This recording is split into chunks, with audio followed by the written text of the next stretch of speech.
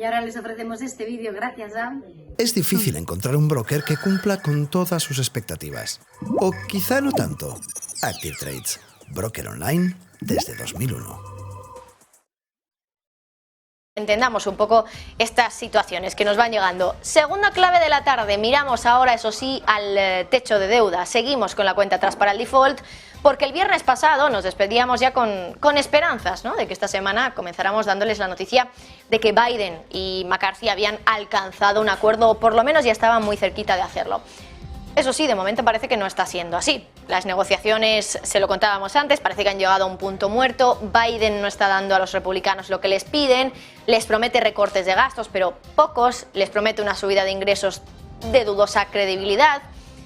Y bueno, la semana que viene podríamos tener ya, por tanto, el temido default de los Estados Unidos, aunque es cierto que ahora Yellen está hablando de que se podría aguantar un poco más hacia mediados de junio. Y algunos expertos, como los de Goldman Sachs, ahora dicen que Estados Unidos podría aguantar hasta el 8 o 9 de junio sin entrar en situación de impagos.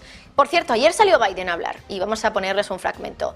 Explicó básicamente por qué no quería aceptar el acuerdo al 100% de los republicanos. Recuperamos ese fragmento.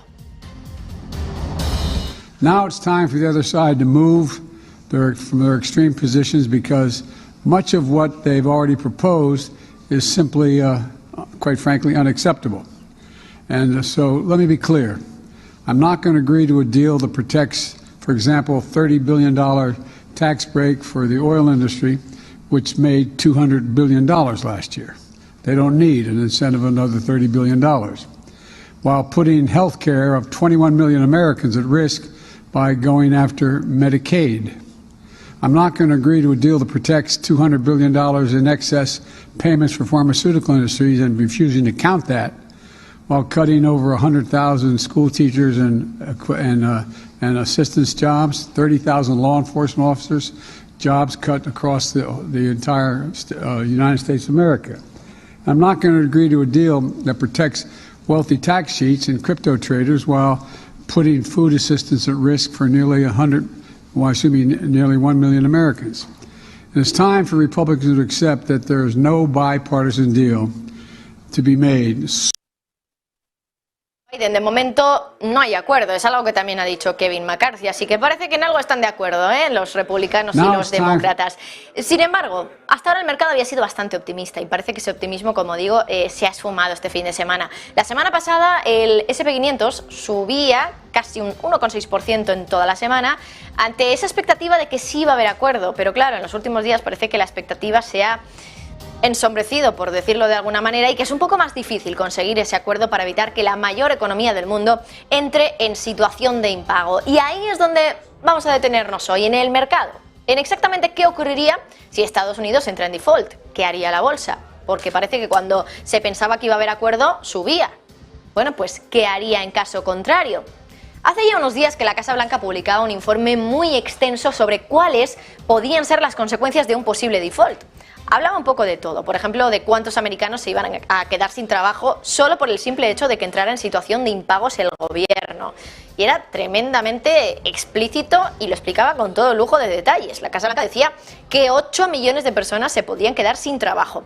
Pero luego también hablaba de las consecuencias para los que tienen sus ahorros metidos en la bolsa de Estados Unidos, que allí, por cierto, en el país americano no son pocos, los que tienen dinero ahorrado en bolsa, porque hay bastante cultura de inversión en Estados Unidos, simplemente pues también porque el mercado de capitales está mucho más desarrollado que aquí y porque además allí también tienen menos pensión pública, por lo tanto hay que sacar el dinero de algún lado y pues se saca sobre todo de invertir en renta variable, por ejemplo. Recuerden que al final son el principal mercado de renta variable del mundo. Bueno, pues fíjense en los cálculos de la mismísima Casa Blanca, porque desde luego que son como para asustarse. Dice que si Estados Unidos entra en default, la bolsa americana se desplomaría un 45%. Tremendamente detallista la Casa Blanca, hablando de números concretos. Desplome del 45% y además también nos da una fecha. Dice que ese desplome podría ocurrir en el tercer trimestre de este año. Y es que si ocurre, podríamos estar ante un año peor incluso que el de 2022, rompiendo con la tradición bursátil de que el año de después de un mercado bajista, lo normal es que venga un año alcista. Pero ¿y si este año, después de otro cisne negro, podríamos decir, tenemos de nuevo un mercado bajista? Bueno, la Casa Blanca no es la única que ha hecho esa advertencia sobre un posible desplome si hay default en Estados Unidos. Hay casas de análisis que piensan lo mismo. Por ejemplo, UBS cree que si Estados Unidos incumple formalmente y retrasa todos los pagos, más allá de los pagos de capital durante una semana, el S&P 500 va a caer un 20% a 3.400 puntos. Pero dice también, bueno, hay más escenarios, este de momento es el escenario base, pero el peor escenario descrito por UBS dice que estaría marcado por un retraso de un mes en todos los pagos de Estados Unidos, que eso reduciría el PIB en un 0,8%, también se perderían 700.000 puestos de trabajo y eso provocaría, según UBS, una caída inmediata del 30% en las acciones en el mercado de renta variable, aunque eso sí, desde UBS insisten en que este escenario es muy poco probable.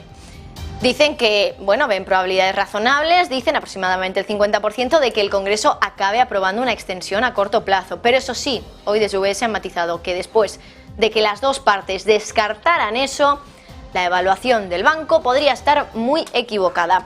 Y ahora sí, vamos con la última clave de esta tarde, mirando al petróleo.